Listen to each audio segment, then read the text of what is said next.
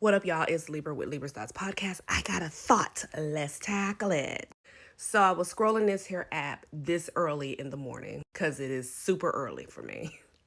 And I came across a dope ass video two men were doing, two pastors, and they were talking about the difference between a concern and a complaint. And I said, ooh, this is good because I can actually relate to this topic. And when I hear that, I can remember the days of being married and needing clarity, needing certainty, and couldn't get it because what was perceived as a complaint was truly a concern.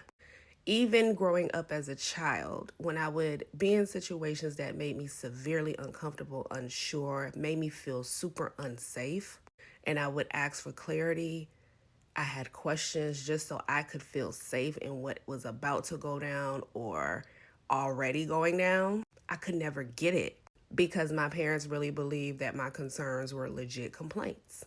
Now, if y'all see a bitch face ashy, because it is, I legit just woke up. I literally just got off this pillow and said, let me just talk to y'all. I literally got up on my pillow, scrolled Instagram, and boom, came up with some shit to talk about. So my face is ashy because this is good and early and straight off the press, okay? Baby, back to my thought. Being in a space to where your concerns are not valid to individuals and are perceived as complaints reduces your voice, starts to make you feel like your concerns are far-fetched, makes you feel like they're not even valid, that they shouldn't even be talked about. You shouldn't even be feeling them. Like you're crazy for feeling them.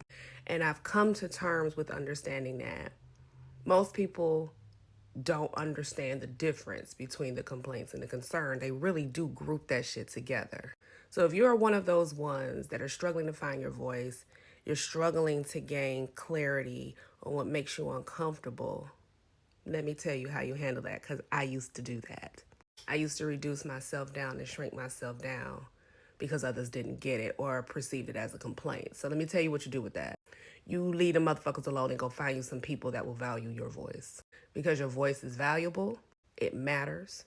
Your concerns matter and should never be misconstrued as complaints. And you should never be around individuals that continuously misconstrue your concerns as complaints, because you know what happens with that? You start to believe them, and then your concerns go unheard. You start to just deal just because the majority says it's a complaint. I'm just saying. That's my thought.